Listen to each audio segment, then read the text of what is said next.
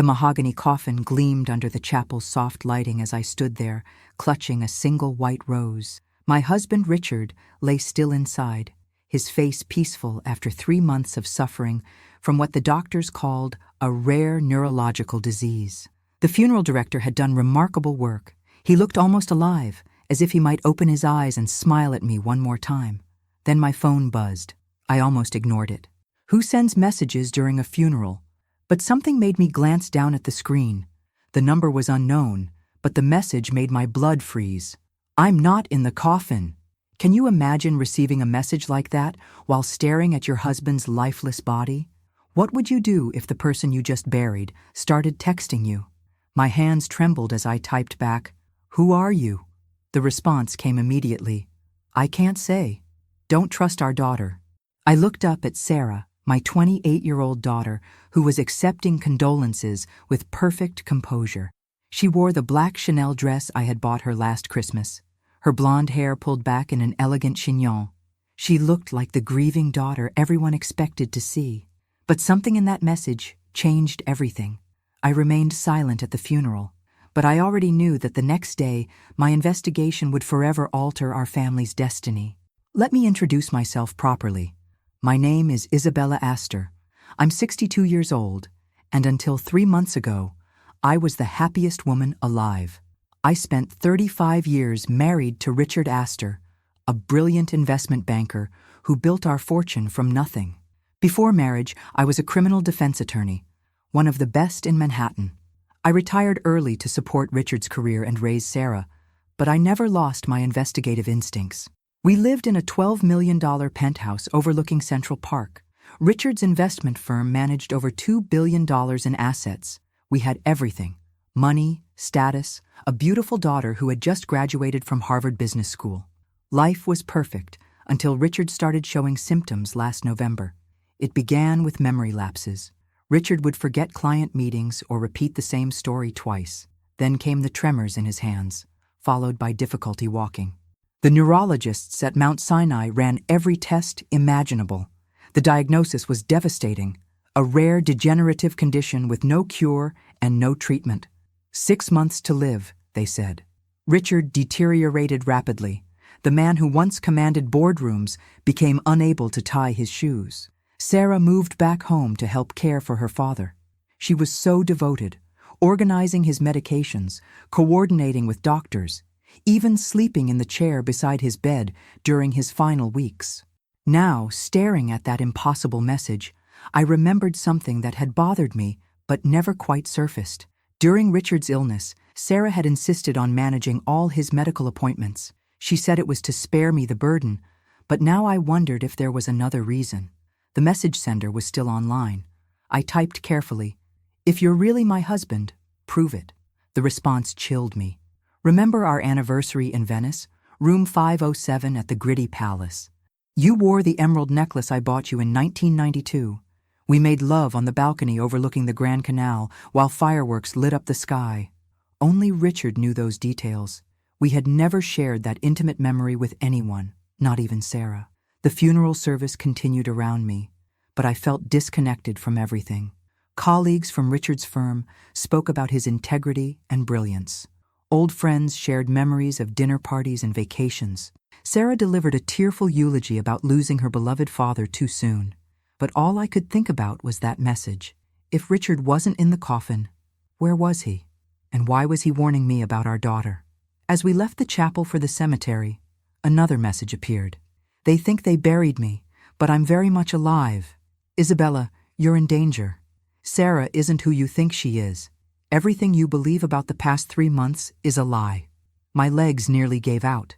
I gripped the limousine door handle to steady myself. Sarah immediately came to my side, her face full of concern. "Mom, are you okay? I know this is overwhelming." I studied her face. The same blue eyes as Richard, the same determined jaw. This was my daughter, the child I had carried for 9 months, nursed through midnight fevers, taught to drive, and sent off to college with tears in my eyes. How could I not trust her? But the messages kept coming.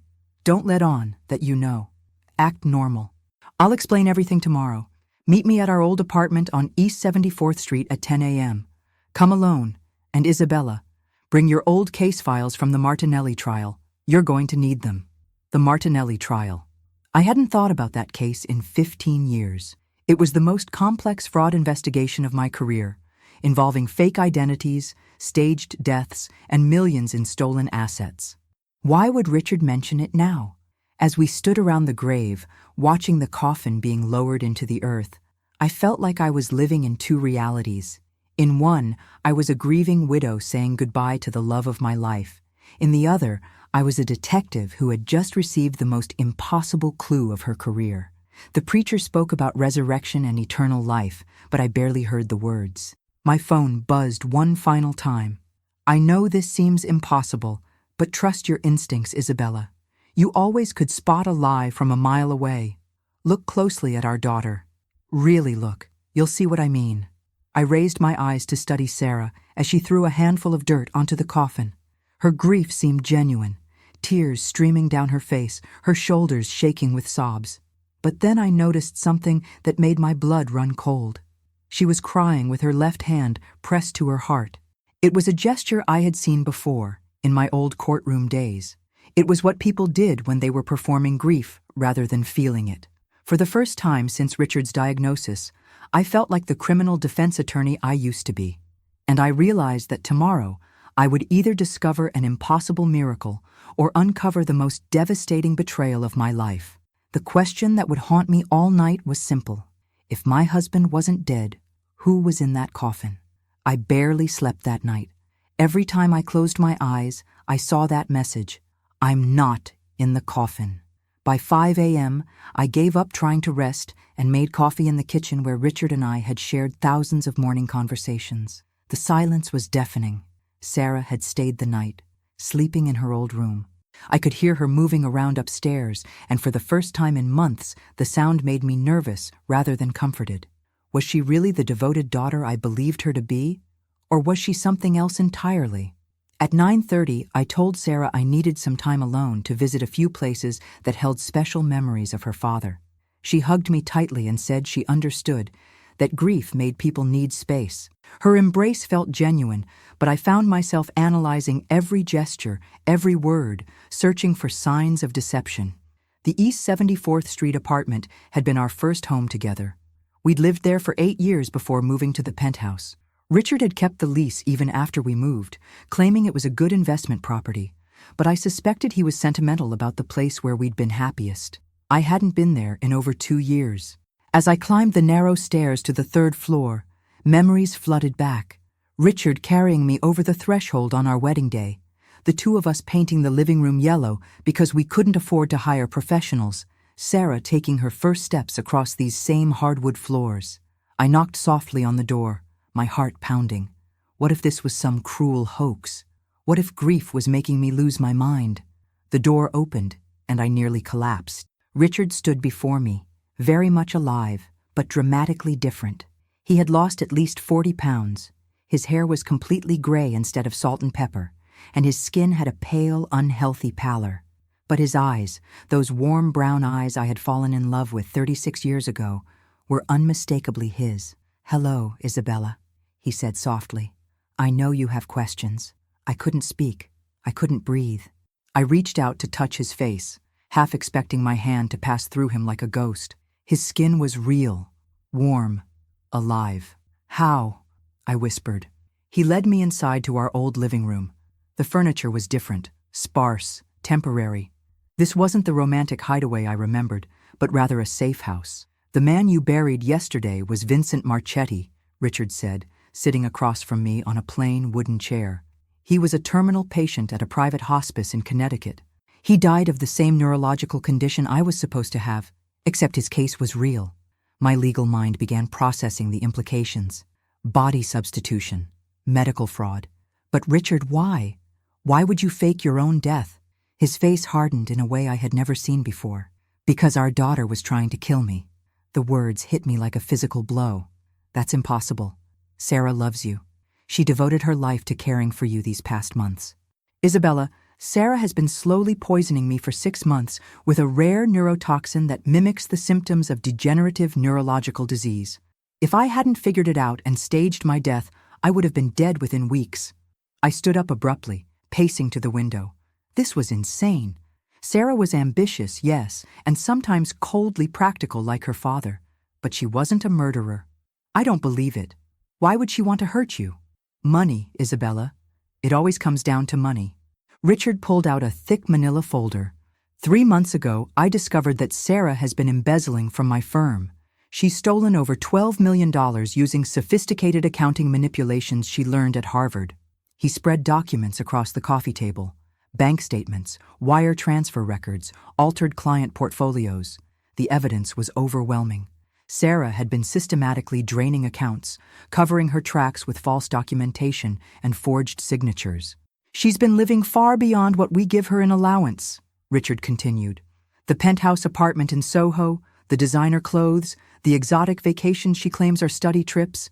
She's been funding a lifestyle that costs over $500,000 annually. I sank back into my chair, studying the financial records. My daughter, my brilliant, beautiful daughter, was a thief. When I confronted her about the missing money, that's when the poisoning began, Richard said.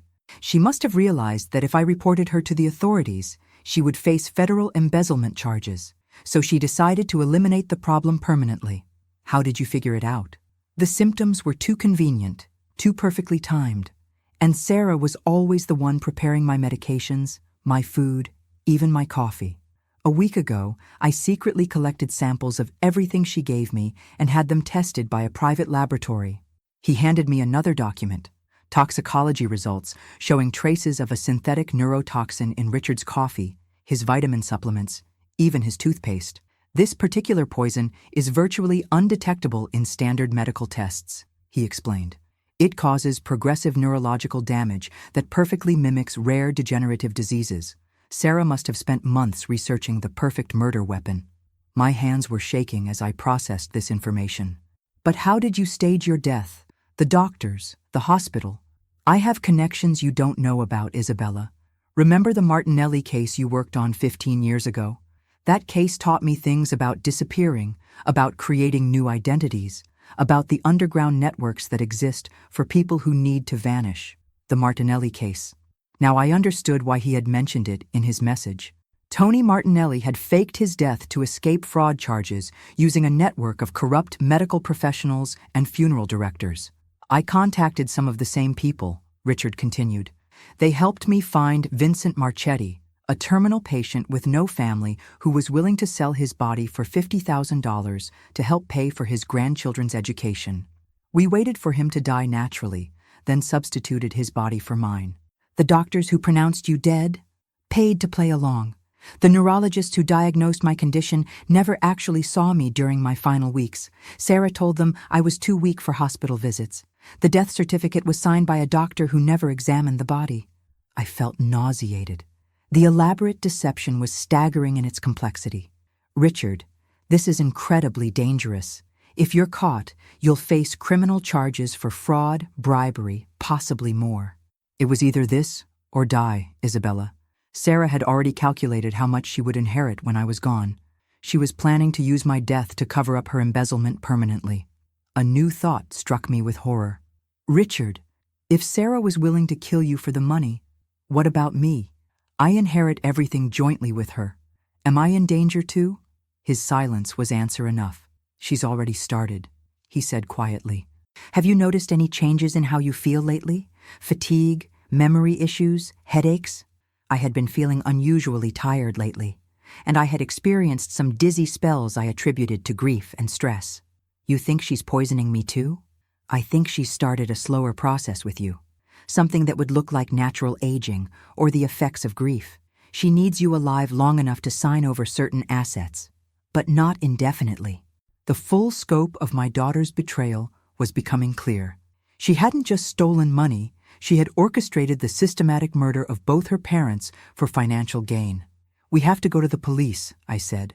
With what evidence? Officially, I'm dead.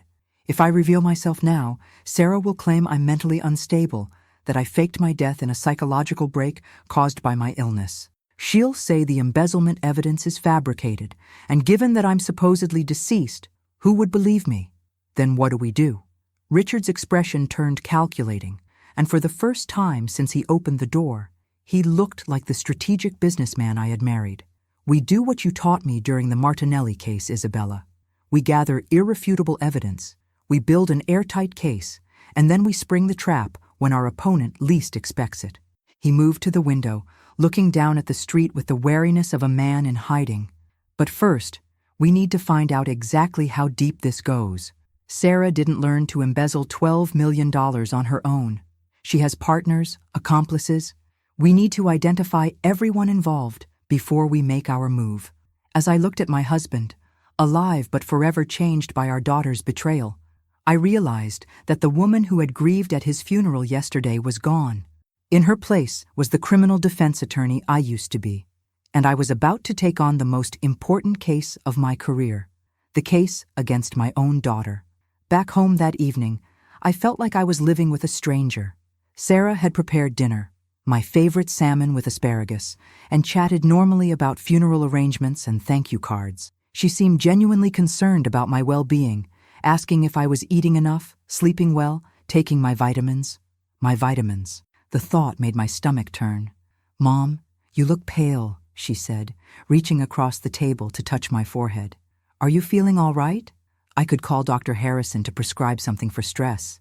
I forced myself to smile. "Just tired, sweetheart. It's been an overwhelming day." "Of course it has." She squeezed my hand with what appeared to be genuine affection. "You've been so strong through all of this. Dad would be proud of how you're handling everything." The casual mention of her father, the man she had tried to murder, sent chills down my spine. How could she sit there, looking so concerned and loving, while planning my death?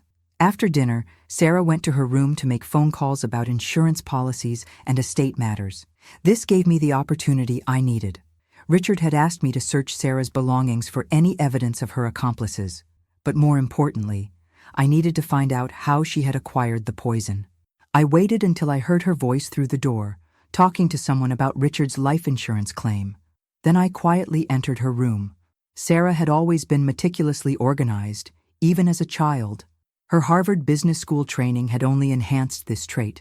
Her laptop sat on the antique writing desk that had once belonged to my grandmother. I knew her password. It was our old dog's name combined with her birth year. What I found in her browser history made me feel sick. Over the past 8 months, Sarah had researched everything from undetectable poisons to how to fake grief at funerals to inheriting money from elderly parents. She had visited dark web forums dedicated to financial fraud and even researched the symptoms of various terminal illnesses. But it was her email correspondence that revealed the true scope of the conspiracy. Sarah had been communicating with someone named Marcus Chen for over a year. The emails were carefully coded, but with my legal background, I could read between the lines. Marcus wasn't just a romantic interest. He was her partner in embezzlement and murder. One email from 2 months ago made my hands shake. The old man is getting suspicious about the missing accounts. We need to accelerate the timeline. The neurological symptoms are progressing perfectly, but I think we should increase the dosage. How long until the Switzerland accounts are fully transferred? Marcus's response was chilling in its casualness. Give it 2 more weeks at current levels, then double the dose for the final phase.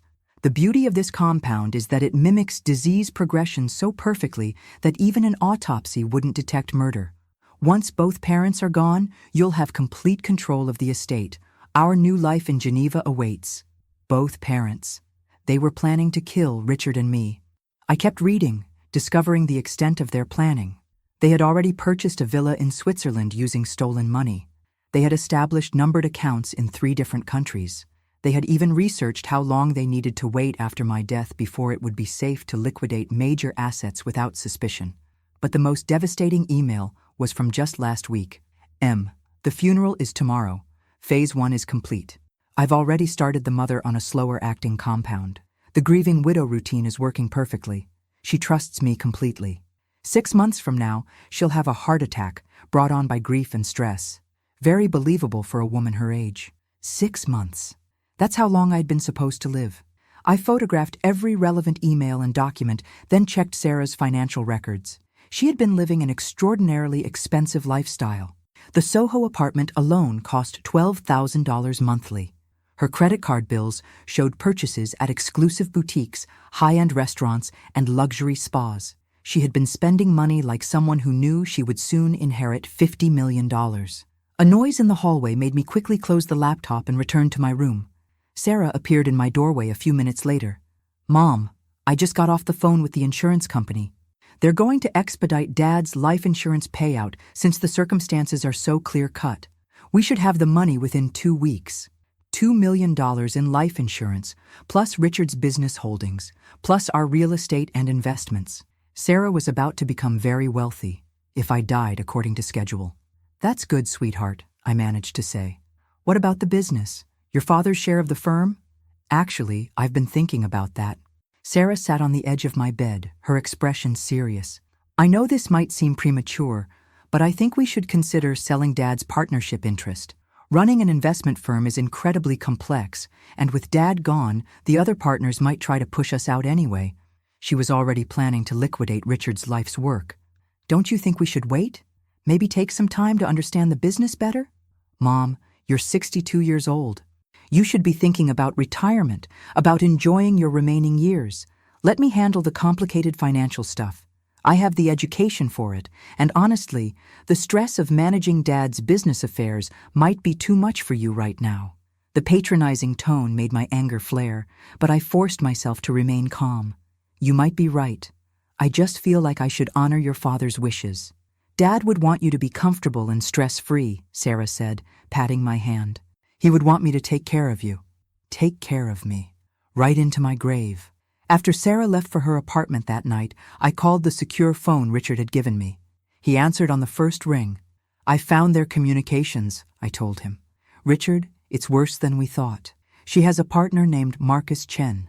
They've been planning this for over a year, and they're not just after your money. They have detailed plans for my murder, too." "Marcus Chen," Richard repeated. "I know that name.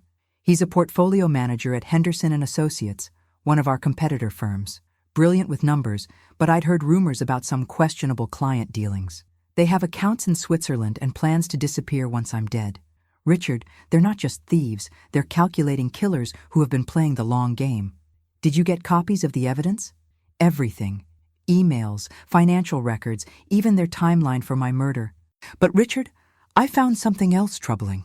Sarah mentioned selling your partnership interest in the firm. She's moving fast to liquidate everything. That confirms what I suspected.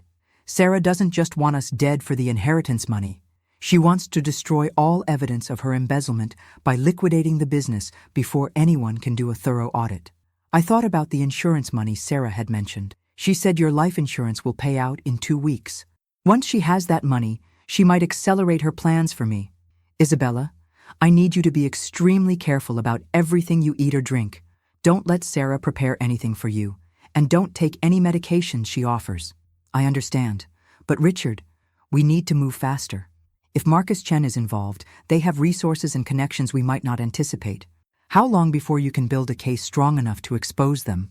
"I'm working with a private investigator who specializes in financial crimes. We're tracing every dollar Sarah stole, every transaction she and Marcus made. But we need irrefutable proof, not just of the embezzlement, but of the attempted murder. Otherwise, Sarah could claim the poison evidence was planted or that I fabricated everything as part of a mental breakdown." "What if we could get them to confess? If I could get Sarah to admit what she's done, record it somehow?" "Absolutely not." Richard's voice was sharp. "Isabella, these people have already proven they're willing to commit murder. If Sarah suspects you know anything, she could accelerate your timeline from 6 months to 6 hours. But as I lay in bed that night, unable to sleep, I kept thinking about the calculated coldness in Sarah's emails. The casual way she had written about killing her parents, the detailed planning that had gone into destroying our family. My daughter wasn't just a criminal.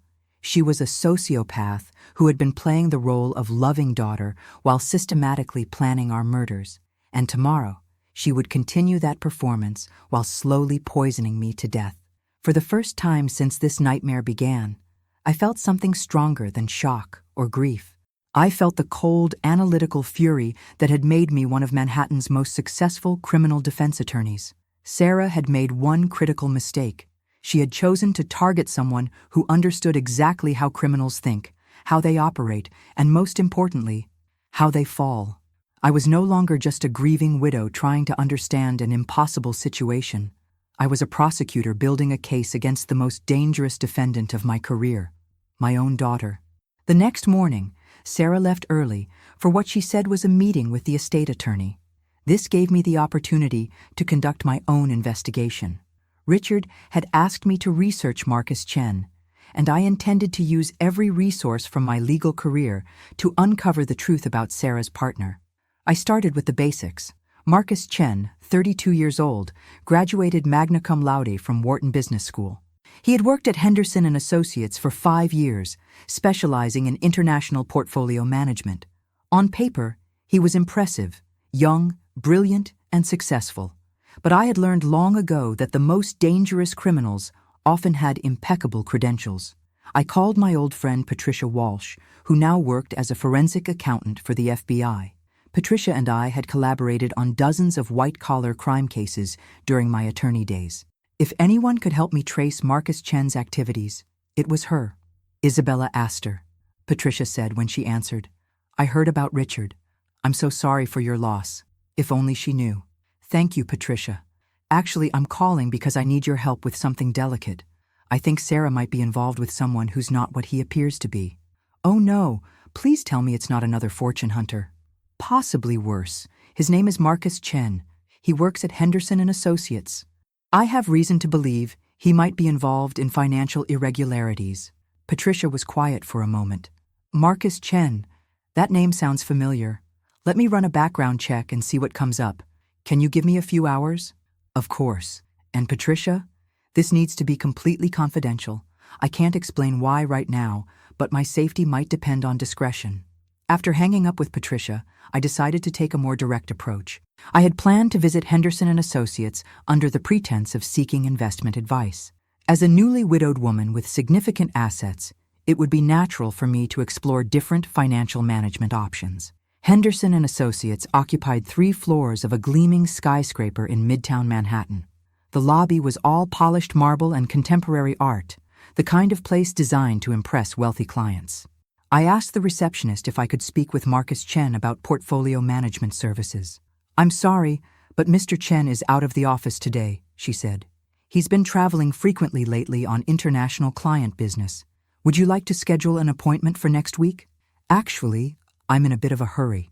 My husband recently passed away, and I need to make some financial decisions quickly. Is there any way to reach him? The receptionist's expression softened with sympathy. I understand completely, Mrs. Astor. Isabella Astor. Her eyes widened slightly. Everyone in Manhattan financial circles knew the Astor name. Mrs. Astor, let me see what I can do. Mr. Chen might be reachable by phone. She made a call, speaking in hushed tones. After a few minutes, she hung up and looked troubled. I'm sorry, Mrs. Astor. Mr. Chen is currently in Switzerland on business and won't be available for meetings this week. However, I could arrange for you to speak with one of our other senior portfolio managers. Switzerland, just as the emails had indicated. I declined the alternative meeting and left the building, but I had learned something valuable. Marcus Chen wasn't just planning his escape to Switzerland. He was already there, presumably setting up their new life, while Sarah completed the final phase of their plan. My phone rang as I walked back to my car. Patricia. Isabella, we need to talk in person. What I found about Marcus Chen is disturbing, and it's not safe to discuss over the phone. Can you meet me at our old spot? Our old spot was Café Luna, a small Italian restaurant near the courthouse where Patricia and I had discussed sensitive cases for years. The owner, Giuseppe, was discreet and seated law enforcement types in a private back room. Patricia was already waiting when I arrived, a thick folder on the table between us. Isabella, what have you gotten yourself into? She asked without preamble. I'm not sure yet. What did you find? Marcus Chen is not who he appears to be. His real name is Martin Chezik. He's been using a false identity for the past 6 years. The revelation hit me like a physical blow. Sarah wasn't just involved with a financial criminal. She was partnered with someone who had completely fabricated his identity. There's more, Patricia continued, opening the folder. Martin Cheswick was investigated by the SEC 3 years ago for a sophisticated Ponzi scheme that defrauded elderly investors out of $23 million. He disappeared before charges could be filed, and the FBI has been looking for him ever since. She showed me photographs of Marcus Chen side by side with older photos of Martin Cheswick. Same person, slightly different appearance. He had changed his hair color and lost weight, but the facial structure was identical. He's a professional con artist who specifically targets wealthy, older adults, Patricia explained. His modus operandi is to find a younger accomplice, usually someone with family connections to wealth, and systematically drain their relatives' accounts. Patricia, I think Sarah is his accomplice. I was afraid you might say that. Isabella, if Sarah is involved with this man, she's in extraordinary danger. Martin Cheswick has been linked to 3 suspicious deaths of elderly victims.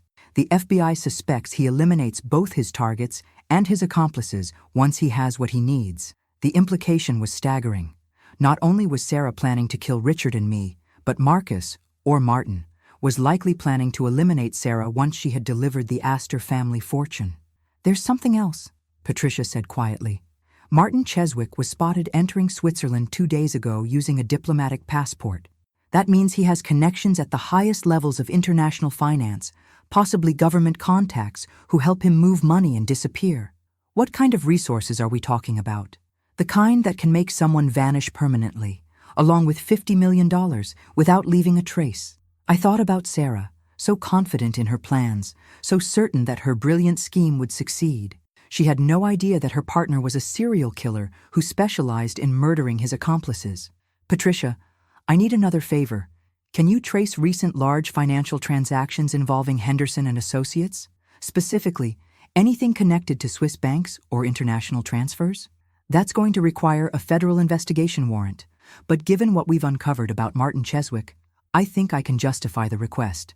Isabella, you need to understand, if your daughter is mixed up with this man, and if she's been stealing money to fund their operation, she's already committed federal crimes that could put her in prison for decades. And if Martin decides she's a liability, she could end up dead. Despite everything Sarah had done, despite her plans to murder Richard and me, the thought of her being killed by her own partner filled me with maternal terror. She was still my daughter, still the little girl I had rocked to sleep and taught to ride a bicycle.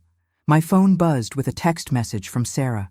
Mom, I'll be home late tonight, having dinner with some college friends who are in town. Don't wait up. Love you. College friends. More likely a final planning session with Martin Cheswick before he disappeared to Switzerland permanently. Patricia, how long do you think we have before Martin vanishes for good? Based on his previous patterns? Days, maybe a week at most. Once he has the insurance money and whatever else Sarah can liquidate quickly, he'll disappear.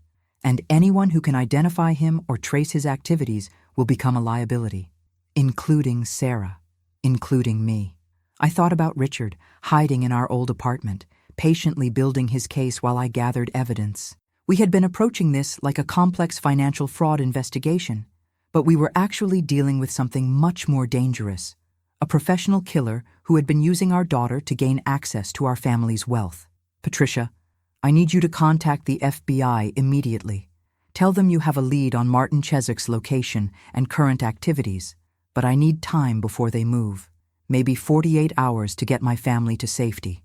Isabella, what aren't you telling me? I looked at my oldest friend, someone who had helped me solve dozens of seemingly impossible cases over the years. Patricia, if I told you that Richard wasn't actually dead, that he had to fake his death to escape being murdered, would you help me save him and expose the people trying to kill us? She was quiet for a long moment. 20 years of friendship, Isabella. Yes, I would help you. But I would also tell you that this sounds incredibly dangerous and that you need federal protection immediately. Then I need you to trust me for 48 more hours, because what I'm about to tell you is going to sound impossible, but every word is true. As I began to explain the full scope of Sarah's betrayal and Richard's desperate deception, I realized that we weren't just fighting for our lives. We were racing against time to save our daughter from a monster who was planning to murder her the moment she was no longer useful. The question was whether Sarah was still savable or if she had already crossed a line that would destroy our family forever. Patricia listened to my story with the same focused intensity she had brought to our most complex cases. When I finished, she sat in silence for several minutes, processing the implications. Isabella, this is the most elaborate criminal conspiracy I've encountered in 20 years of forensic accounting, she finally said. But it also means you and Richard are in immediate mortal danger.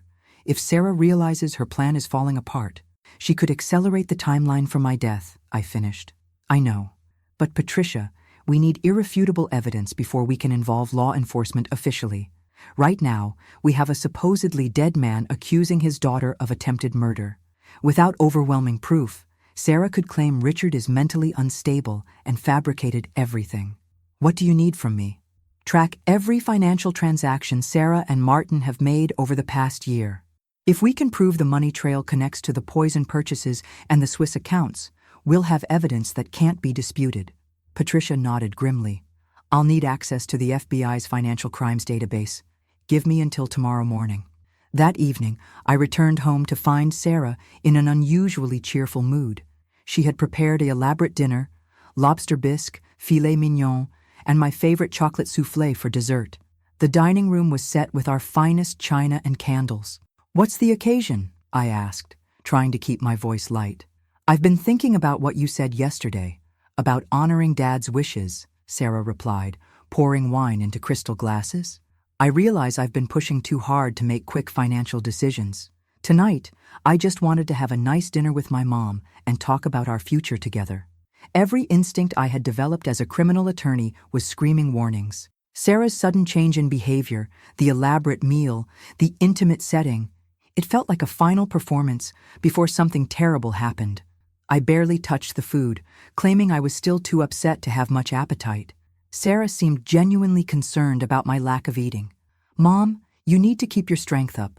I know this is a difficult time, but Dad would want you to take care of yourself. She reached across the table and squeezed my hand. I've made an appointment with Dr. Harrison for you tomorrow. I think you might need something stronger for anxiety and sleep. Dr. Harrison, Sarah's longtime physician who had been conveniently absent during Richard's final weeks. I wondered if he was part of the conspiracy or simply another victim of Sarah's manipulation. That's very thoughtful, sweetheart, but I'm managing okay. Actually, I insist, Sarah said, her tone shifting slightly. I've already scheduled the appointment for 10 a.m. And Mom, I think we should also meet with the estate attorney tomorrow afternoon. There are some papers you need to sign to complete the insurance processing. Papers to sign. I felt a chill of recognition. During my legal career, I had seen numerous cases where elderly victims were manipulated into signing documents that transferred their assets just before their convenient deaths. What kind of papers? Just standard estate management forms. Nothing complicated, but the insurance company needs them before they can release Dad's benefits. Sarah's smile seemed forced now. It's really just a formality, but it needs to be done tomorrow. Tomorrow. Dr. Harrison in the morning, estate attorney in the afternoon. Sarah was moving all the pieces into position for my final day. I excused myself early, claiming exhaustion. Once in my room, I immediately called Richard's secure phone. They're accelerating, I told him. Sarah has appointments scheduled for me tomorrow, a doctor visit and a state attorney meeting. I think she's planning to finish this within 24 hours. Isabella, you cannot go to those appointments. Dr. Harrison could easily provide her with untraceable poison disguised as medication, and the estate attorney meeting is obviously designed to transfer your assets before your death. Richard, I've been thinking about this all wrong. We've been trying to build a perfect legal case, but Sarah isn't going to wait for us to complete our investigation. If she suspects anything, I could be dead by tomorrow night. What are you suggesting? We spring our own trap. Force Sarah to reveal the full extent of her plans while we're recording everything. Get her to confess not just to the embezzlement, but to the attempted murders. Absolutely not. Isabella, if you confront Sarah directly, she could kill you immediately. These people have already proven they're willing to commit murder. But I had made up my mind. Richard, I spent 15 years getting criminals to confess their crimes. I know how to make people reveal more than they intend to. And more importantly, I think I know how to save Sarah from Martin Cheswick. What do you mean? Patricia confirmed that Martin eliminates his accomplices once he has what he needs. Sarah thinks she's his partner, but she's actually his final victim. If I can make her understand that Martin is planning to kill her, she might be willing to cooperate with us. Isabella, that's incredibly dangerous. What if Sarah is too committed to the plan to listen? Then at least we'll have her confession on record before— I couldn't finish the sentence. Before she kills you, Richard said quietly. Isabella, I can't lose you, not after everything we've been through. Richard, if we don't act tomorrow, you're going to lose me anyway. Sarah is clearly moving into the final phase. The doctor appointment, the estate papers. She's setting up my death to look natural and legal. There was a long pause. What do you need me to do? Be ready to call Patricia and the FBI if something goes wrong. But Richard, I need you to stay hidden until this is over. If Sarah realizes you're alive before we have her confession, she could disappear with Martin, and we'd never be able to prove what they did. After hanging up, I spent the rest of the night preparing for what might be the most important performance of my life. I had to convince Sarah that I was a trusting, grieving widow while secretly recording her confession to multiple murders. The next morning, Sarah was unusually attentive, bringing me breakfast in bed and fussing over my appearance for the doctor appointment. You look pale, Mom. I'm so glad we're seeing Dr. Harrison today. I think he might prescribe something to help with your energy levels. Something to help finish killing me, more likely. At 9:30, as we prepared to leave for the doctor's office, my phone rang. It was Patricia. Isabella, we found it. The money trail is complete. Sarah and Martin have stolen over $15 million from Richard's firm and transferred it through 6 different international accounts. But more importantly, we traced the purchase of the poison. Martin bought it 3 months ago using a false identity, and we have surveillance footage of the transaction. Patricia, they're moving today. I'm supposed to see a doctor this morning and sign estate papers this afternoon. Isabella, do not go to those appointments. We have enough evidence to arrest both Sarah and Martin immediately. Where is Martin now? Still in Switzerland, but our contacts there can detain him within hours. I looked at Sarah, who was checking her watch impatiently. She looked so young, so much like the daughter I remembered from her college graduation, but I could see something different in her eyes now, a coldness that hadn't been there before. Patricia, I need 1 hour to try to save my daughter. If you don't hear from me by 11 a.m., call the FBI and have them arrest Sarah immediately. Isabella, this is insane. Maybe, but she's still my daughter, and if there's any chance of bringing her back from this, I have to try. I hung up and turned to Sarah. Ready to go, sweetheart? But instead of heading toward the door, I sat down on the living room couch and looked directly at my daughter. Sarah, we need to talk. I know about Martin Cheswick.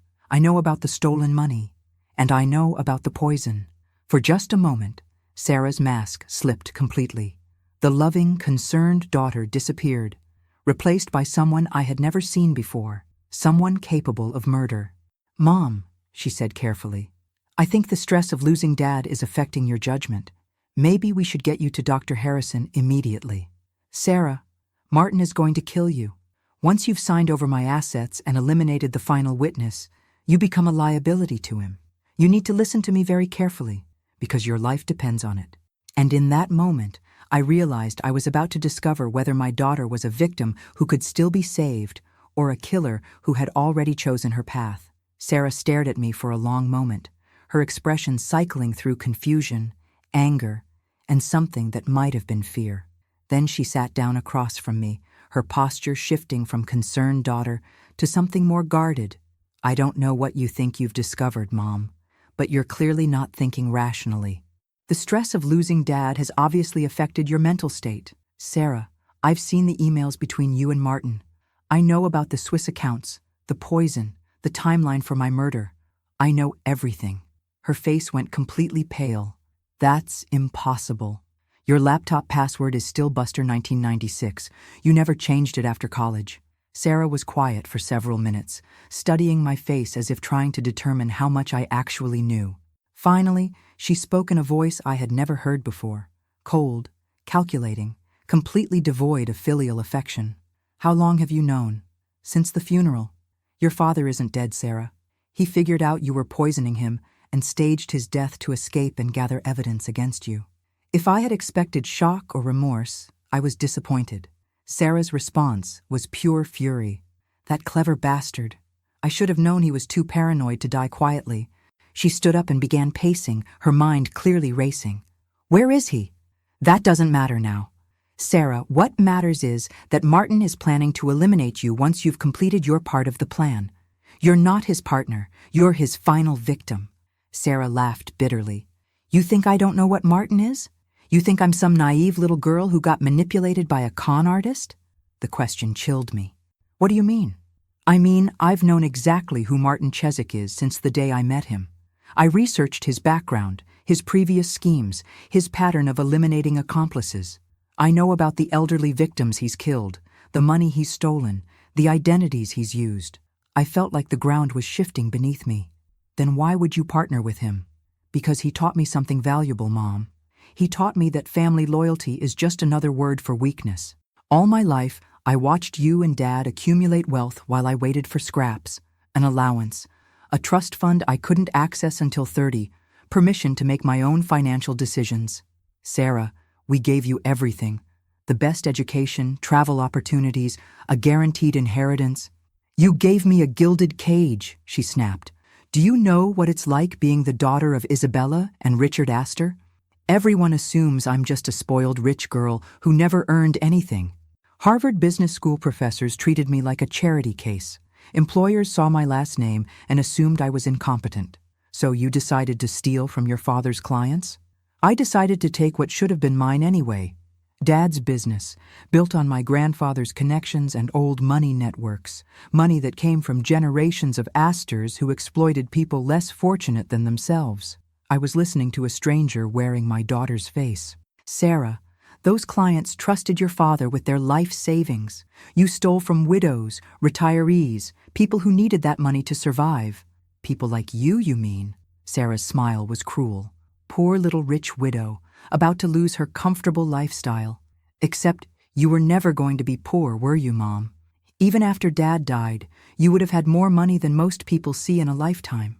This was never about money for you, was it? Of course it was about money. But it was also about proving that I could outsmart both of you, that the daughter you underestimated could orchestrate the perfect crime. I thought about the young woman who had sat by Richard's bedside, apparently devoted to caring for her dying father. How could you poison him while pretending to love him? The same way I've been pretending to love you my entire life. Sarah's voice was matter of fact, as if she were discussing the weather. Do you want to know the truth, Mom? I've never felt anything for either of you except resentment. You created me to be your legacy, your perfect daughter who would marry well and produce grandchildren to carry on the family name. You never saw me as a person with my own ambitions. The cruelty of her words was devastating, but I forced myself to focus on the immediate danger. Sarah, even if you believe all of that, Martin is still planning to kill you. I have FBI contacts who confirmed his pattern. He eliminates his accomplices. Actually, Mom, that's where you're wrong. Sarah pulled out her phone and showed me a text message. Martin isn't in Switzerland setting up our new life. He's been dead for 3 days. The message was a confirmation from a Swiss morgue. Marcus Chen, identified by dental records, had died in an apparent skiing accident in the Alps. You killed him, I whispered. I eliminated a liability. Martin served his purpose. He taught me advanced financial fraud techniques and helped me establish the Swiss accounts. But you're right that he would have eventually tried to kill me. So I killed him first. I was staring at a complete sociopath. My daughter hadn't been manipulated by Martin Chesak. She had used him and then murdered him when he was no longer useful. Sarah, do you understand what you've become? I understand that I'm someone who takes what she wants instead of waiting for permission. I understand that I'm smarter and more capable than either of my parents ever gave me credit for. And I understand that in about 6 hours, I'll be one of the wealthiest women in New York. The FBI knows about the stolen money. They've been tracking the international transfers. Even if you kill me, you'll never be able to access those Swiss accounts. Sarah's expression shifted slightly. What FBI involvement? Patricia Walsh has been investigating Marcus Chen, Martin Chesak. They have surveillance footage of him buying the poison, records of all your financial transactions, copies of your email correspondence, planning the murders. For the first time since our conversation began, Sarah looked genuinely worried. That's impossible. We used encrypted communications and anonymous accounts for everything. Sarah, I spent 15 years as a criminal defense attorney. I know how federal investigations work. The FBI has been hunting Martin for years, and your association with him led them directly to you. They have enough evidence to convict you of multiple felonies. Sarah was quiet for several minutes, clearly recalculating her options. Then I'll have to disappear sooner than planned. Where would you go? Martin had the international connections, the false identification networks. Without him, you're just a woman who stole money she can't access safely. I'll figure something out. But I could see the doubt in her eyes. Sarah's perfect plan had depended on Martin's expertise in international crime and money laundering. Without him, she was trapped with stolen money she couldn't touch and a murder conspiracy that was about to be exposed. Sarah, there's still a way out of this. If you cooperate with the FBI, if you provide evidence about Martin's other crimes and help recover the stolen money, you might be able to negotiate a reduced sentence. She laughed harshly. Prison? You want me to spend the best years of my life in federal prison? I want you to live, because if you try to run now, or if you try to complete your plan to kill me, you'll either spend your life as a fugitive or face the death penalty for multiple murders. Sarah walked to the window, looking out at the city where she had grown up with every advantage money could provide. When she turned back to me, her expression was resolved. Mom, I appreciate the offer to negotiate my surrender, but you're forgetting something important. What's that? You're still going to die today. Because even if I can't access the Swiss money immediately, I can still inherit your domestic assets. And a federal investigation takes months to build a case. I'll have plenty of time to disappear once your will is probated. I felt a chill of absolute terror. Sarah wasn't going to be saved by reason or maternal love or fear of consequences. She had made her choice long ago. How, Sarah? How are you going to explain my sudden death right after your father's funeral? Grief-induced heart attack, very common in women your age who lose their spouses suddenly. Doctor, Harrison will confirm that you've been under tremendous stress and prescribe medication that will ensure the heart attack appears completely natural. Dr. Harrison was part of the conspiracy. The appointment I was supposed to have this morning wasn't just about getting poison. It was about establishing medical justification for my impending death. And if the FBI questions the timing, they'll find a grieving daughter who tried everything to save her mother from the devastating effects of losing her soulmate. Sometimes love just isn't enough to overcome heartbreak. Sarah checked her watch. We're late for your appointment with Dr. Harrison. He's waiting to help with your final medical needs. As I looked at my daughter, this stranger who had emerged from behind 28 years of perfect performance, I realized that Richard and I hadn't just failed to see her true nature. We had created it. But I also realized that I still had one card left to play. You're right, Sarah. We are late for the appointment. I stood up slowly, as if resigned to my fate. But before we go, there's something you should know about your father's death. What are you talking about? I walked to the mantelpiece where Richard's funeral photo sat surrounded by flowers. Richard didn't just fake his death to escape your poison. He recorded everything. Sarah's composure cracked slightly. What do you mean? The past 3 months, while you thought you were slowly killing him, he was documenting every dose of poison you gave him, every conversation you had about his deteriorating condition, every phone call you made to Marcus, to Martin, discussing the timeline. That's impossible. I checked his phone, his computer. There were no recordings. Not on his personal devices. Richard was always more paranoid about security than you realized. He had recording equipment installed throughout the house 6 months ago, long before you started poisoning him. Motion-activated cameras, audio recording devices in every room. Everything is stored on remote servers that the FBI can access. I was lying, but Sarah couldn't be certain of that. Even this conversation is being recorded, I continued, pulling out my phone. The FBI has been listening to everything you've said for the past 20 minutes. Sarah's eyes widened with panic. She grabbed for my phone, but I had already locked the screen. Unlock it, she demanded. I can't. It's connected to a federal surveillance system that requires FBI authorization to terminate.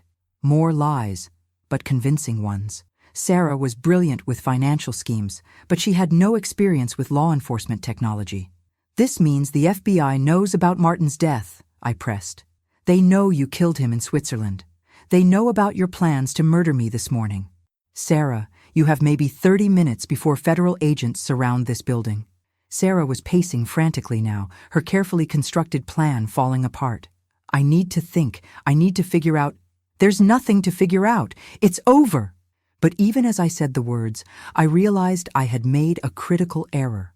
Instead of surrendering or trying to negotiate, Sarah was becoming more desperate. And desperate people make dangerous decisions. No, she said, her voice hardening. It's not over. If the FBI is listening, then they'll hear you having a medical emergency, a heart attack brought on by the stress of learning about your daughter's supposed crimes. She moved toward the kitchen, and I knew she was going for whatever poison she had prepared for my final dose. I had seconds to act. Sarah, wait, I called out. If you kill me now with the FBI listening, you'll never be able to claim it was a natural death. You'll be committing murder on a live federal recording. She paused in the doorway. Then I'll have to make it look like you committed suicide out of grief and shame over discovering your daughter's crimes. My blood ran cold. A suicide would be much harder for investigators to dispute, especially if Sarah could produce a convincing note. The FBI won't believe it. They'll believe what the evidence tells them. A distraught widow, overwhelmed by losing her husband and learning about her daughter's criminal activities, takes her own life rather than face the scandal. Sarah disappeared into the kitchen. I heard her opening cabinets, presumably retrieving whatever poison she had prepared for this moment. I had to act immediately. I grabbed the landline phone and dialed Patricia's direct FBI number, putting it on speaker so the call would be recorded. Patricia Walsh, FBI Financial Crimes Division. Patricia, this is Isabella Astor. I need immediate assistance. My daughter is about to attempt to murder me. Isabella, where are you? At home. She's in the kitchen right now, preparing poison. She's already killed Marcus Chen, Martin Chesak, in Switzerland. She's confessed to everything. The embezzlement, the attempted murder of my husband, the plan to kill me. Sarah rushed back from the kitchen, carrying a glass of what looked like orange juice. Her face was twisted with rage. Hang up the phone, Mom. FBI agents are already on their way, I said, loud enough for Patricia to hear. Sarah Rebecca Astor, you are about to be arrested for federal crimes including embezzlement, fraud, and multiple counts of conspiracy to commit murder. Hang up the phone, Sarah screamed, but I could hear Patricia coordinating with other agents over the line. Isabella, keep her talking. Units are 3 minutes out. Sarah set down the poisoned orange juice and pulled something from her jacket pocket. A small silver pistol, Richard's old service weapon from his Navy days. I had forgotten he kept it in the study safe. Sarah, you don't want to do this. Actually, I do, because this simplifies everything. She pointed the gun at me with steady hands. Murder-suicide. Distraught mother kills daughter who betrayed the family, then takes her own life. Very tragic, very believable. I could hear sirens in the distance growing louder. The FBI will never believe you killed me and then shot yourself. They'll believe what the physical evidence shows, and I'll make sure the physical evidence tells the right story. Sarah was right. If she killed me and then positioned the gun correctly, forensics might support a murder-suicide scenario. My desperate phone call to the FBI could be explained as the confused ravings of a woman about to commit a terrible crime. The sirens were getting closer, but not close enough. Sarah, before you do this, I need you to know something about your father. I don't care about Dad's lies and manipulations. He's here. Sarah's eyes flicked toward the hallway. What are you talking about? Richard is alive, and he's been listening to this entire conversation from the study. He heard everything you said, about never loving us, about planning to kill me, about murdering Martin. That's impossible. Dad is dead. I watched them lower his coffin into the ground. You watched them bury Vincent Marchetti, a terminal cancer patient who sold his body for $50,000. Your father has been hiding in our old apartment, documenting your crimes and waiting for you to reveal the full extent of your conspiracy. I could see doubt creeping into Sarah's expression. Prove it. Richard, I called out toward the study. She needs to see you. For a moment, nothing happened. Then I heard footsteps in the hallway. Richard appeared in the doorway, looking older and frailer than when I had seen him yesterday, but unmistakably alive. Sarah's face went through a series of expressions: shock, disbelief, fear, and finally, pure hatred. You bastard, she whispered. You let me think I had killed you. You tried to kill me, Richard replied calmly, For 6 months, you slowly poisoned me while pretending to care for me. The only reason I'm alive is because I figured out what you were doing and took measures to protect myself. All of this was for nothing, Sarah said, almost to herself. The poison, the fake grief, watching you die by inches. The sirens were very close now. I could hear car doors slamming outside the building. Sarah, Richard said gently, it doesn't have to end this way. Put down the gun and surrender to the FBI. We'll get you the best legal representation possible. There's still a chance for you to have some kind of life. But I could see in Sarah's eyes that she had already made her final decision. If I can't have the money, if I can't have my freedom, then I'll at least have the satisfaction of destroying what you love most. She turned the gun toward Richard. FBI, freeze! The front door exploded inward as federal agents swarmed into the apartment, but Sarah was already pulling the trigger. Time slowed to a crawl. I watched Sarah's finger tighten on the trigger, her face a mask of cold determination. Richard stood frozen in the doorway, understanding that his daughter, the child he had loved unconditionally for 28 years, was about to murder him in cold blood. But I had spent 15 years in courtrooms, and I knew that split-second decisions often determined who lived and who died. I lunged towards Sarah just as she fired. The gunshot was deafening in the enclosed space. I felt a burning sensation across my shoulder as the bullet grazed me, but my momentum carried me into Sarah, knocking her off balance.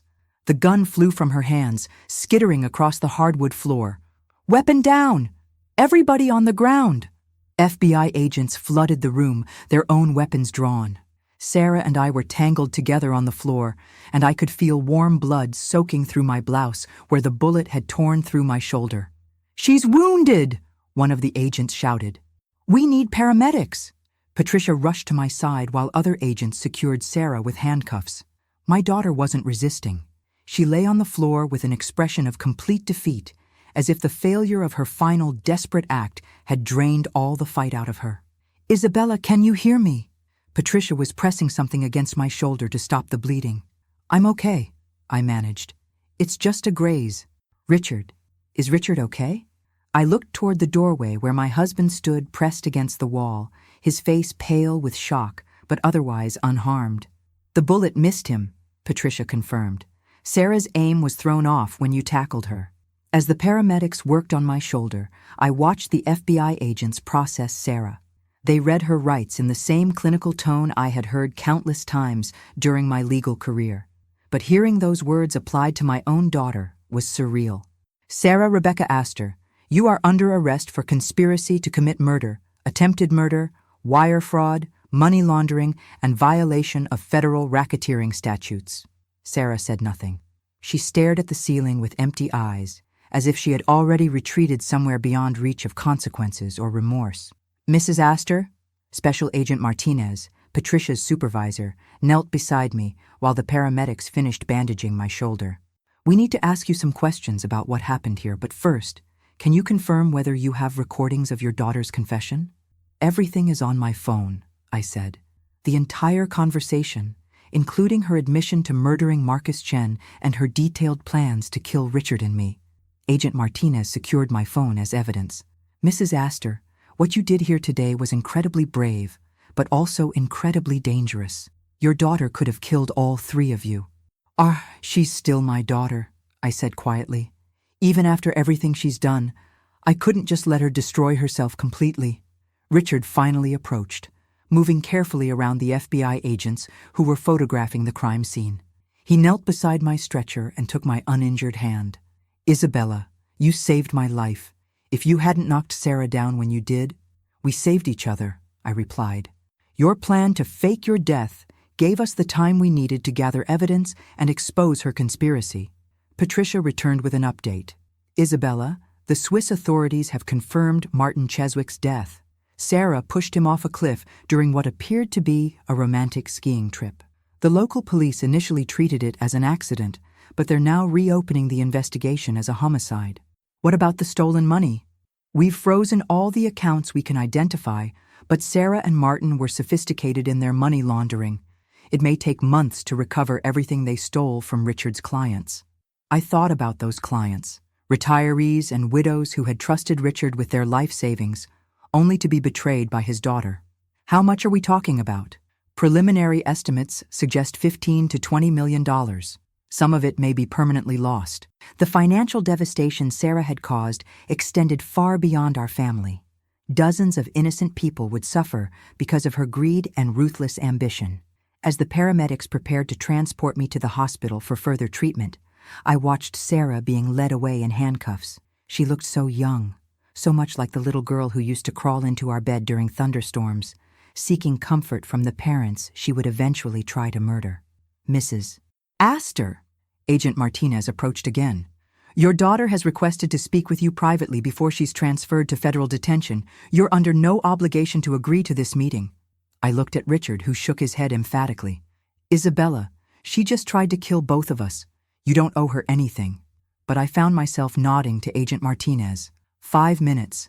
With agents present for security, they brought Sarah back into the living room, still handcuffed, flanked by 2 federal agents. She sat across from me in the same chair where she had calmly confessed to planning our murders an hour earlier. Mom, she said quietly, and for the first time since this nightmare began, she sounded like my daughter again. I'm listening, Sarah. I want you to know that I'm not sorry about the money. I'm not sorry about trying to get what I felt was rightfully mine. But I am sorry that I let it go so far that I tried to kill you. It was a carefully qualified apology, remorse for the attempted murder, but not for the underlying betrayal that had made it necessary. Sarah, why? What happened to the little girl who used to tell me she wanted to be just like her mommy when she grew up? She figured out that being like you meant being weak. It meant waiting for men to give her permission to succeed, depending on family money, instead of earning her own power. Is that really what you saw when you looked at our marriage? At my career? Sarah was quiet for a moment. I saw 2 people who had everything handed to them by previous generations and who never had to fight for anything truly important. I wanted to be someone who took what she wanted instead of waiting to inherit it. And now what do you want? I want you and Dad to know that I'm not insane. I knew exactly what I was doing, and I made rational decisions based on my priorities. I don't expect forgiveness, and I don't want pity. Agent Martinez stepped forward. Time's up. Ms. Astor needs to be processed. As they led Sarah toward the door, she turned back one final time. Mom, the money you'll recover from the Swiss accounts, make sure it goes back to Dad's clients. They didn't deserve to be caught up in our family's problems. And then she was gone, disappearing into the federal justice system that would determine her fate. Richard sat beside me on the stretcher, both of us emotionally drained by the confrontation that had nearly cost us our lives. Is it over? I asked. The immediate danger is over, he replied. But Isabella, we're going to have to rebuild everything. My business reputation, trust with our clients, our understanding of what family means. I thought about the long legal process ahead of us, Sarah's trial, the financial investigations, the media attention that would inevitably follow when news broke about the Astor family scandal. Richard, do you think we created this? Do you think our wealth, our privilege, somehow turned Sarah into someone capable of murder? I think Sarah made her own choices, he said firmly. We gave her love, education, opportunities, and moral guidance. What she did with those gifts was ultimately her decision. As the ambulance transported me to the hospital, I realized that Richard and I would spend the rest of our lives trying to understand how we had failed to see the monster growing up in our own home. But I also knew that we had survived something that should have destroyed us, and somehow our marriage had emerged stronger rather than broken. The question now was whether that strength would be enough to rebuild our lives after our daughter's betrayal. 3 weeks later, I sat in the federal courthouse watching my daughter face a judge for her arraignment. The shoulder wound had healed well, but the emotional scars felt deeper every day. Sarah appeared in the orange jumpsuit of a federal detainee, her blonde hair pulled back severely, looking nothing like the polished Harvard graduate who had once been the pride of our family. The charges were staggering: conspiracy to commit murder, attempted murder in the first degree, wire fraud involving multiple victims, money laundering through international banking systems, and now, first-degree murder in the death of Martin Cheswick, thanks to cooperation between the FBI and Swiss authorities. Richard sat beside me, his fingers intertwined with mine. We had become each other's anchors in a storm that showed no signs of ending. How does the defendant plead to the charges as read? Judge Morrison asked. Sarah's court-appointed attorney whispered something in her ear. She had refused our offer to hire the best criminal defense team money could buy, claiming she didn't want anything more from the parents she had tried to kill. Not guilty, Your Honor, Sarah replied in a clear, steady voice. Not guilty. Despite her recorded confession, despite the overwhelming evidence, despite being caught literally holding a smoking gun, Sarah was going to force the government to prove its case in open court. Your Honor, Assistant U.S. Attorney Janet Collins addressed the bench. Given the defendant's history of international financial crimes and the recent murder of her accomplice in Switzerland, the government requests that Ms. Astor be held without bail. She represents a clear flight risk and a danger to the community. Sarah's attorney, a young public defender named David Chen, no relation to Marcus, despite the unfortunate coincidence of names, stood to respond. Your Honor, my client is a first-time offender with strong ties to the community. Her parents are present in court today, demonstrating that despite their differences, family connections remain strong. I almost laughed at the absurdity. Strong family connections. Sarah had tried to murder both of us 3 weeks ago. Judge Morrison wasn't impressed either. Mr. Chen, your client is accused of attempting to murder her parents and successfully murdering her co-conspirator. The court finds that no conditions of release could reasonably ensure the safety of the community or the appearance of the defendant at trial. Bail is denied. As they led Sarah away, she turned to look at Richard and me one final time. Her expression was unreadable, not apologetic, not defiant, just eerily calm. Outside the courthouse, we were ambushed by reporters who had gotten wind of the story. Mr. Astor, how does it feel to have your own daughter try to murder you? Mrs. Astor, did you suspect your daughter was capable of violence? Is it true that millions of dollars are still missing? Richard's security team, a necessity now, given the media attention and potential threats from Martin's criminal associates, helped us push through the crowd to our car. Patricia Walsh was waiting for us at the Federal Building, her expression grim. How bad is the financial damage? Richard asked as we settled into her office. Worse than we initially thought. Sarah and Martin were more sophisticated than we realized. They created a network of shell companies across 7 countries, and they've been systematically draining client accounts for over 18 months. She spread documents across her desk, bank statements, wire transfer records, incorporation papers for companies with innocuous names like Alpine Consulting and Mediterranean Holdings. The total theft appears to be approximately $22 million. We've recovered about $8 million from accounts we can access immediately, but the rest is locked in Swiss and Cayman Island accounts that require lengthy legal processes to penetrate. I thought about Richard's clients. Many of them elderly retirees who had entrusted their life savings to his firm. How many people are affected? 43 individual accounts. Some people lost their entire retirement savings. Richard's face was ashen. Patricia, those clients trusted me with everything they had. I need to make them whole, regardless of whether we recover the stolen money. Richard, that would mean using your personal assets to cover $22 million in losses. Then that's what we'll do. I squeezed his hand. It was the right decision, but it would essentially bankrupt us. The penthouse, the investment portfolio, the art collection, everything would have to go to repay the people Sarah had robbed. There's something else, Patricia continued. The Swiss investigation into Martin Cheswick's death has uncovered additional victims. He wasn't just a con artist. He was a serial killer who specialized in murdering elderly victims after stealing their money. She showed us photographs from Swiss police files. 3 elderly men and 2 elderly women, all found dead under suspicious circumstances after working with Martin on investment schemes.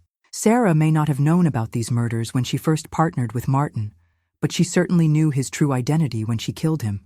The Swiss are treating her as an accessory to 5 additional murders.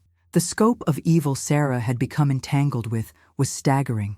Even if she had started as a naive accomplice, she had eventually become a willing partner in a murder conspiracy that spanned multiple countries. What's her likely sentence if convicted? I asked. With the murder charges, multiple fraud counts, and the international scope of the crimes, she's looking at life in prison without possibility of parole. Life in prison. My daughter, the child I had rocked to sleep, taught to ride a bicycle, celebrated with at her college graduation, would spend the rest of her life in a federal penitentiary. Richard's phone rang. His business partner, Thomas Wright, was calling with updates about the investment firm. "Tom, what's the status?" Richard listened for several minutes, his expression growing more troubled. "I see. How many clients are withdrawing their accounts?" 80%. "I understand. Do what you have to do." He hung up and looked at me with tired eyes. "The firm is finished. Once word spread about Sarah's embezzlement, clients started withdrawing their money. We're going to have to dissolve the business. 30 years of building one of Manhattan's most respected investment firms, destroyed by his daughter's greed in less than 2 years." "Richard, I'm sorry," Patricia said quietly. "I know how much that business meant to you." "The business was supposed to be Sarah's inheritance," he replied bitterly. "I spent 3 decades building something to pass down to the next generation. It's ironic that she destroyed the very thing she was supposed to inherit." As we left the federal building that afternoon, I realized that Sarah's betrayal had cost us far more than money. It had destroyed Richard's life's work, shattered our faith in family bonds, and left us wondering how we had failed so completely as parents. But walking through Central Park as the sun set behind the Manhattan skyline, I also realized something else. For the first time in months, Richard and I were truly alone together, without the specter of impending death hanging over us. "Isabella," he said, stopping beside the pond where we used to take Sarah to feed the ducks when she was small. "What do you want to do with whatever life we have left?" I thought about the question seriously. We would soon be liquidating most of our assets to repay Richard's clients. We would be starting over financially in our 60s. Our only child was facing life in prison for trying to murder us. "I want to practice law again," I said finally. "Pro bono work for elderly victims of financial crimes. People like your clients who get targeted by predators like Martin and Sarah."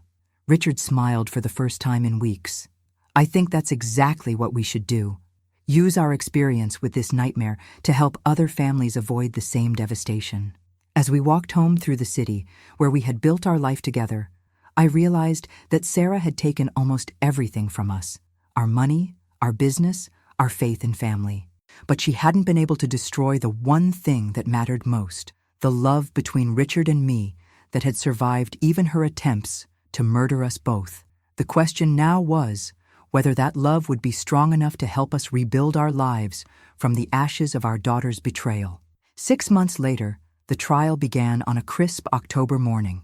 The federal courthouse was packed with reporters, legal observers, and some of Richard's former clients who wanted to see justice served. I had dreaded this day, knowing that the trial would force us to relive every detail of Sarah's betrayal in excruciating public detail. Sarah entered the courtroom, flanked by her attorneys. She had gained weight during her incarceration. Her face had lost its youthful glow, and her eyes held a hardness that I still couldn't reconcile with the daughter I thought I had raised. The prosecution's opening statement was devastating. U.S. Attorney Collins methodically laid out the timeline of Sarah's crimes, from her initial embezzlement through her partnership with Martin Cheswick to her attempts to murder Richard and me. "Ladies and gentlemen of the jury, this case is about greed, betrayal, and the ultimate corruption of family bonds. The defendant didn't just steal money. She systematically planned to murder her own parents to cover up her crimes and claim their inheritance."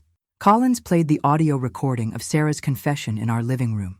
Hearing my daughter's voice describing her complete lack of love for Richard and me, her casual admission of poisoning her father, her detailed plans for my murder, it was like being stabbed repeatedly with ice-cold knives. Several jurors looked visibly disturbed by Sarah's emotionless tone as she described treating her parents as obstacles to be eliminated. When the defense presented their case, David Chen attempted a strategy I found both predictable and insulting. My client was manipulated by a sophisticated international criminal who preyed upon her ambitions and gradually corrupted her moral judgment. Sarah Astor was as much a victim of Martin Cheswick as anyone else he targeted. It was the manipulation defense, portraying Sarah as a naive young woman who had been gradually drawn into a criminal conspiracy by a master manipulator. But the evidence contradicted this narrative at every turn. The prosecution's rebuttal was brutal. They presented emails showing that Sarah had researched Martin's true identity and criminal history before deepening their partnership. They showed bank records proving she had been embezzling money for months before Martin appeared in her life. Most damaging of all, they presented Swiss police evidence showing that Sarah had carefully planned Martin's murder, luring him to a remote cliff and pushing him to his death when he was no longer useful to her schemes. The turning point came when I was called to testify. Walking to the witness stand while my daughter watched from the defense table was one of the most difficult moments of my life. I had testified in hundreds of trials during my legal career, but never as the victim of attempted murder by my own child. "Mrs. Astor," Collins began gently, "can you describe your relationship with the defendant before you discovered her criminal activities?" I looked directly at Sarah as I answered. I loved her unconditionally. She was my only child, and I believed she loved her father and me the same way. I would have done anything for her, sacrificed anything to ensure her happiness and success. "Did you have any indication that she was capable of the crimes she's accused of?" "None whatsoever. She seemed like the perfect daughter, devoted to her family, brilliant in her studies, genuinely caring toward her father during his apparent illness." "Mrs. Astor, when you confronted the defendant about her crimes, did she express any remorse for her actions?" I closed my eyes, remembering that terrible morning. "No remorse at all. She told me she had never loved her father or me, that she had been pretending her entire life. She seemed proud of her ability to deceive us so completely." "Did she express any concern for the clients whose retirement savings she had stolen?" "No. When I mentioned the financial devastation she had caused to innocent people, she showed no emotion or regret. She viewed her victims as obstacles to her own enrichment." The cross-examination was painful but necessary. David Chen tried to suggest that my testimony was colored by anger and betrayal, that Sarah's harsh words were spoken in a moment of desperation rather than reflecting her true feelings. "Mrs. Astor, isn't it possible that my client's apparent coldness was actually a psychological defense mechanism? That she was protecting herself emotionally during an extremely stressful confrontation?" "Mr. Chen, I spent 15 years as a criminal defense attorney. I know the difference between someone acting out of desperation and someone revealing their true character. Your client wasn't having an emotional breakdown. She was finally showing us who she really was." When Richard testified about the months of slow poisoning, several jurors wiped away tears. His description of gradually losing his physical abilities while his daughter pretended to care for him was heartbreaking. "She would bring me my coffee every morning," he said quietly. "She would kiss my forehead and tell me she loved me, while she was literally killing me one dose at a time." The defense tried to suggest that Richard's testimony was unreliable due to the trauma of his experience, but the medical evidence was irrefutable. The toxicology reports, the progression of symptoms, the timing of Sarah's access to his food and medications, everything supported Richard's account of systematic poisoning. The most damaging testimony came from Dr. Elizabeth Morrison, the physician who had treated several of Martin Cheswick's previous victims. "The defendant's pattern exactly matches what we see in cases of intimate partner murder," Dr. Morrison explained. "The extended timeline, the gradual escalation of poison dosages, the performance of grief and concern while systematically destroying the victim's health, these are hallmarks of a particular type of predatory killer." In your professional opinion, was the defendant capable of planning and executing these crimes independently? Absolutely. The sophistication of the poisoning protocol, the careful timing of dosages to mimic natural disease progression, the psychological manipulation required to maintain her caring facade, this required extensive planning and complete emotional detachment from the victims. Sarah showed no emotion during any of the testimony. She sat perfectly still, occasionally whispering to her attorneys, but never displaying the shock, remorse, or even anger that might have humanized her to the jury. The final piece of evidence was the recording of Sarah's phone call to someone, presumably a contact from Martin's criminal network, made from jail 3 days after her arrest. "The old man survived, but the mother is still a problem." Sarah's voice was clear on the jailhouse recording. "If your people could arrange an accident during transport to court, it would solve several complications. She had been trying to arrange my murder even from federal detention." When Collins played this recording, several jurors looked at Sarah with undisguised horror. She had been planning my death literally until the moment she was placed in solitary confinement. The jury deliberated for less than 4 hours. We, the jury, find the defendant, Sarah Rebecca Astor, guilty on all counts. Guilty of conspiracy to commit murder. Guilty of attempted murder in the first degree. Guilty of wire fraud. Guilty of money laundering. Guilty of first-degree murder in the death of Martin Cheswick. As the judge read the verdicts, Sarah finally showed emotion, not remorse or grief, but fury at being caught and convicted. At sentencing 2 weeks later, Judge Morrison was unsparing in his condemnation.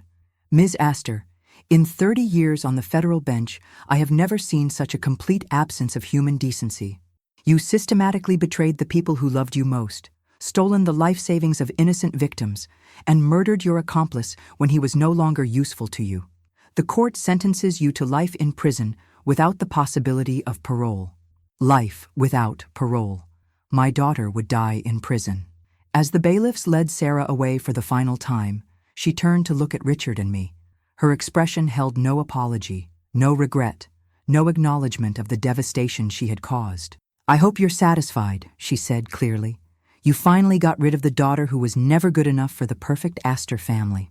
And then she was gone, disappearing into the federal prison system where she would spend the rest of her life. Outside the courthouse, Richard and I were surrounded by reporters, but I only wanted to make one statement. We hope that today's verdict brings some measure of justice to the victims of these terrible crimes. Our thoughts and prayers remain with the families affected by our daughter's actions. As we walked away from the courthouse, I realized that a chapter of our lives had finally closed. Sarah was gone from our lives forever, but somehow, Richard and I had survived her attempts to destroy us. The question now was whether we could build something meaningful from the wreckage she had left behind. 1 year after Sarah's sentencing, Richard and I stood in the empty penthouse that had been our home for 20 years. The movers had taken the last of our furniture that morning, and now we walked through rooms that echoed with memories of a life that seemed to belong to someone else. We had sold everything. The penthouse went for $18 million. The art collection, accumulated over decades, brought in another $4 million. Richard's wine cellar, his vintage car collection, even my grandmother's jewelry, all of it liquidated to repay the clients Sarah had robbed. Any regrets? Richard asked as we stood in what had been Sarah's childhood bedroom. I looked around the pink walls we had painted when she was 7, the window seat where she used to read, the closet that had once held dozens of party dresses for a little girl who dreamed of being a princess. About the money? No. About failing to see who she really was? I paused, feeling the weight of that question. Every single day. We had managed to repay nearly all of Richard's clients, though it meant starting over financially at ages 63 and 67. The 2-bedroom apartment in Queens where we would be living was a far cry from our former luxury, but it was honest money from the sale of our assets, not stolen from innocent victims. My new law practice was slowly growing.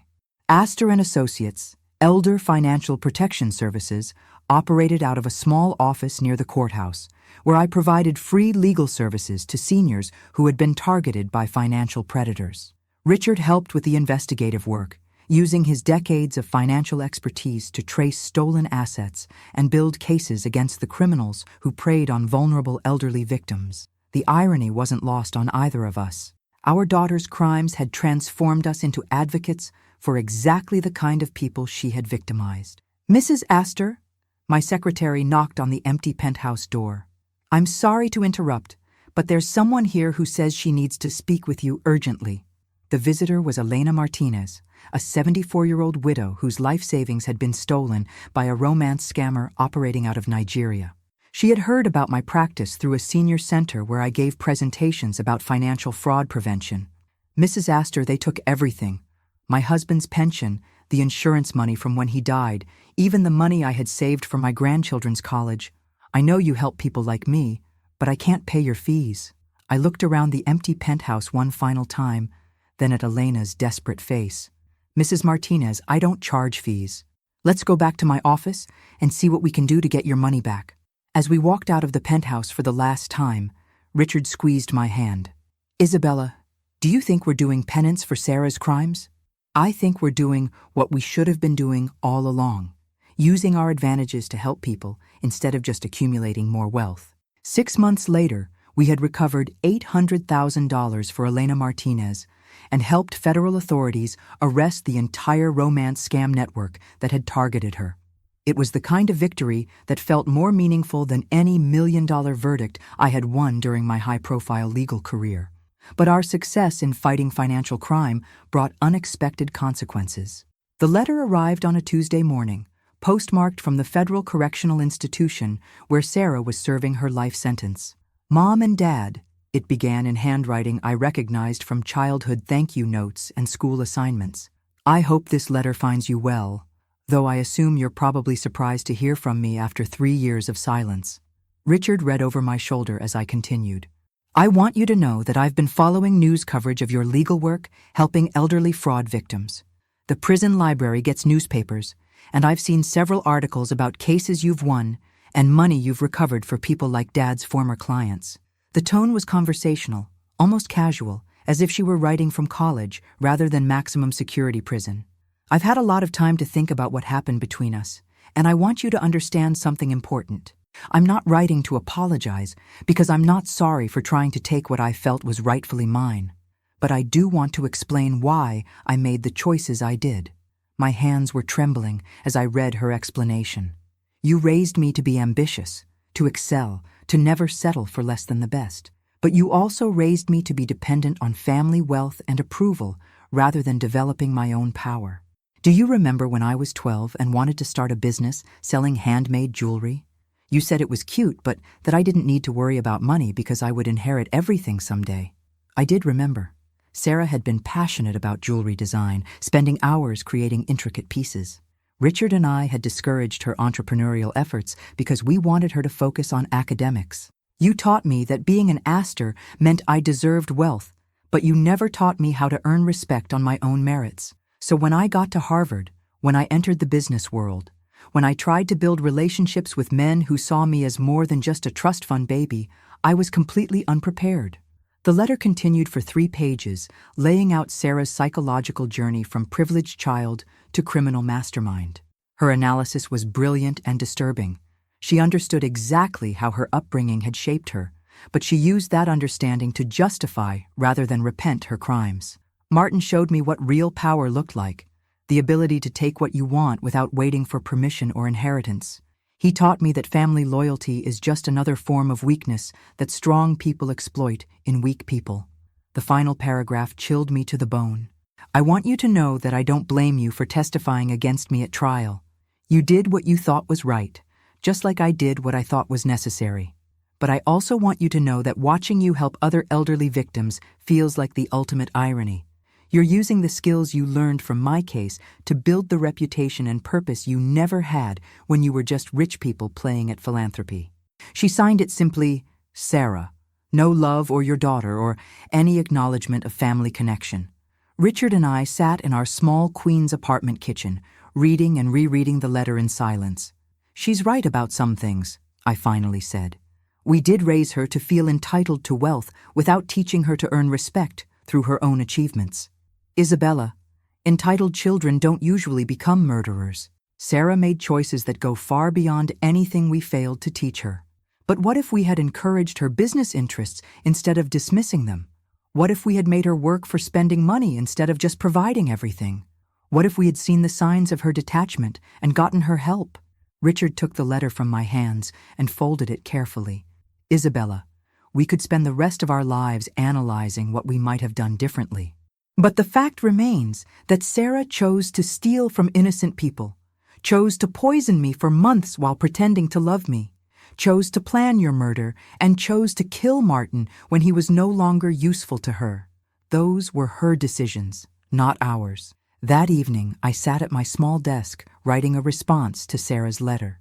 I wrote and rewrote it dozens of times, trying to find words that were honest but not cruel, truthful but not devastating.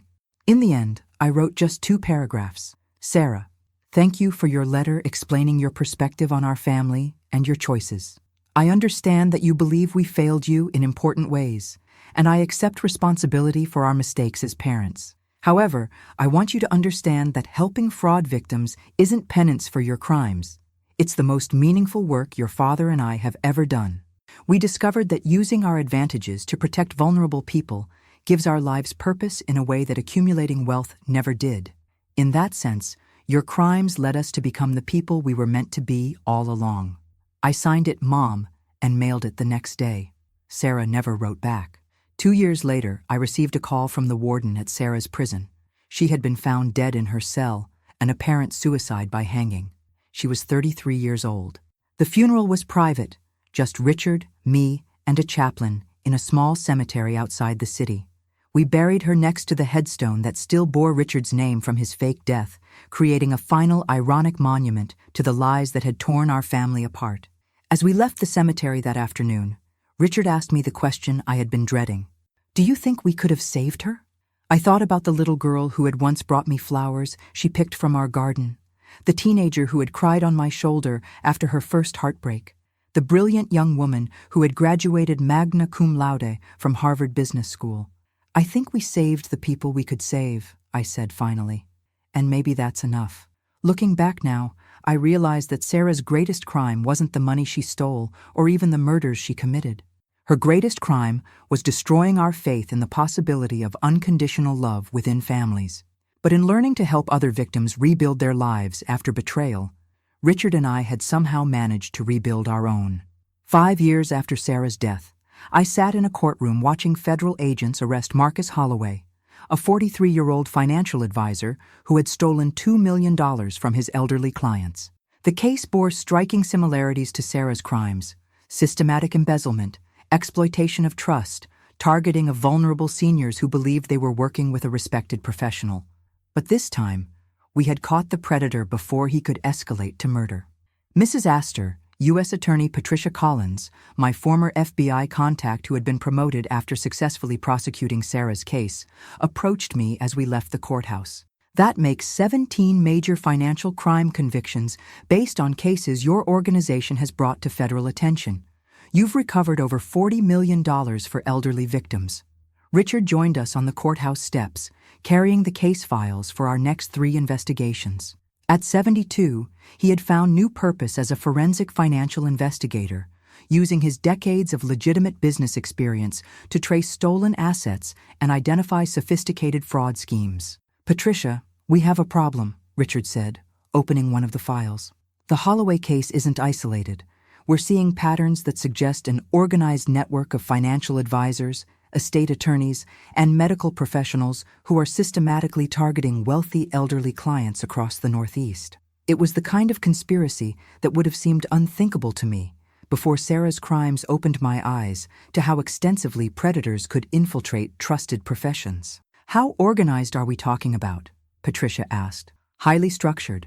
They share client lists, coordinate timing to avoid detection, and they've developed protocols for eliminating clients who become suspicious. We think they've been responsible for at least 12 suspicious deaths over the past 3 years. The scope was staggering. Sarah's partnership with Martin Cheswick hadn't been an isolated case of family betrayal. It was part of a much larger criminal ecosystem that preyed on America's elderly population. What do you need from the FBI? Patricia asked. A joint task force with authority to investigate across state lines. These criminals are sophisticated enough to avoid federal attention by keeping individual cases below prosecution thresholds. But the pattern becomes clear when you look at the bigger picture. 6 months later, the Elder Financial Protection Task Force had arrested 43 suspects in 6 states, recovered over $60 million in stolen assets, and prevented an estimated 25 additional murders. The media called it the largest elderly targeted financial crime investigation in federal history. But for Richard and me, the real victory wasn't the headlines or the recovered money. It was the letters we received from families who had been saved from the kind of devastation we had experienced. Margaret Chen, no relation to the Marcus Chen who had been Sarah's partner, wrote to thank us for exposing the fraud scheme that had targeted her mother. Because of your work, my mother kept her life savings and died peacefully at home, surrounded by family, instead of being murdered by the financial advisor she trusted. Thomas Wright, a 78-year-old widower, sent us a picture of his grandchildren graduating from college with money he had nearly lost to a romance scammer. Your presentation at the Senior Center taught me to recognize the warning signs. I kept my money and my dignity because you helped me understand how these criminals operate. These letters lined the walls of our small office, reminders that our daughter's crimes had somehow been transformed into protection for other families. On what would have been Sarah's 38th birthday, Richard and I visited the law school where I had been invited to give the annual lecture on white-collar crime. The auditorium was packed with students who reminded me of Sarah at their age. Brilliant, ambitious, convinced they could change the world. How do we prevent another Sarah Astor? A second-year student asked during the Q&A session. How do we identify people who are capable of these crimes before they destroy so many lives? I thought carefully before answering. It was a question I had wrestled with every day since Sarah's death. I don't think we can identify potential criminals based on their backgrounds or apparent personalities, I said finally. My daughter came from every advantage: loving family, excellent education, financial security. On paper, she was the least likely person to become a murderer. Then how do we protect people? We protect people by building systems that make financial crimes harder to commit and easier to detect. We protect people by educating potential victims about warning signs and manipulation tactics. And most importantly, we protect people by creating communities where isolated elderly individuals have support networks that make them less vulnerable to predators. After the lecture, a young woman approached me. She couldn't have been more than 25, with Sarah's same determined expression and expensive clothes that suggested family wealth. Mrs. Astor, I'm Jennifer Blackstone. My family owns Blackstone Financial Management. I wanted to thank you for the work you're doing, but I also wanted to ask you something personal. What's that, Jennifer? Do you think wealthy families create monsters? Do you think privilege inevitably corrupts people? I studied her face, seeing genuine concern rather than academic curiosity. I think wealth creates opportunity, both for tremendous good and terrible evil. What matters is what we choose to do with those opportunities. I've been accepted to law school, but my father wants me to join the family business. After hearing about your daughter's crimes, I'm terrified that managing other people's money might somehow corrupt me. Her honesty was refreshing. Jennifer, the fact that you're asking these questions suggests you understand the responsibility that comes with financial privilege. My daughter never questioned her entitlement to other people's money. That was her first step toward becoming a criminal. So you think I should join the family business? I think you should do whatever allows you to use your advantages to protect rather than exploit other people, whether that's through law, finance, or any other profession. 6 months later, Jennifer sent me a letter announcing that she had decided to attend law school and specialize in elder law, specifically protecting seniors from financial abuse. You showed me that it's possible to transform family tragedy into protection for other families, she wrote.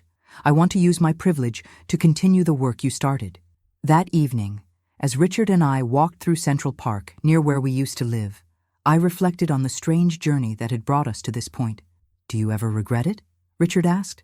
Giving up our wealth, our comfortable retirement, our privacy? Do you regret being alive instead of dead from Sarah's poison? He laughed, the first genuinely carefree sound I had heard from him in years. Point taken. Richard, I keep thinking about something Sarah wrote in her final letter. She said our work helping elderly victims was ironic because we were finally building a meaningful reputation instead of just playing at philanthropy. She was right about that part. Maybe she was right, but for the wrong reasons. We weren't playing at philanthropy before. We just didn't understand what real purpose felt like until we experienced real loss. As we reached the pond where we used to bring Sarah to feed the ducks, Richard stopped and turned to me. Isabella, do you think she would be proud of what we've become? I considered the question seriously. The daughter who had tried to murder us for money would probably be disgusted by our choice to give away wealth to help other people. But the little girl who had once cried when she accidentally stepped on an ant might have understood that protecting vulnerable people was more important than accumulating money. I think the person Sarah could have been would be proud of us, I said finally. And maybe that's enough. Now at 70 and 74, Richard and I continue our work protecting elderly Americans from the kind of predators who destroyed our family.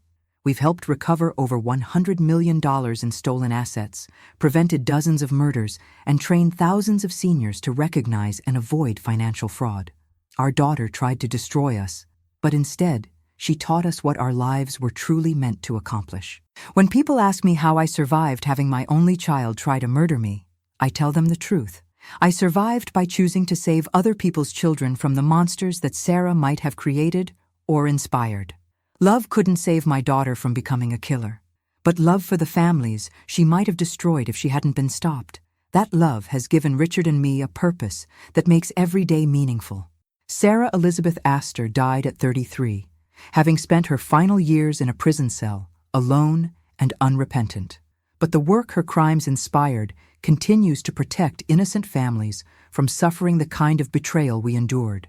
In the end, that may be the only legacy that matters, not the daughter we lost to greed and evil, but the people we saved because we refused to let her crimes be meaningless. Sometimes justice isn't about punishment. Sometimes justice is about ensuring that tragedy creates something beautiful rather than just leaving destruction behind. That's the legacy Richard and I have chosen, and it's enough.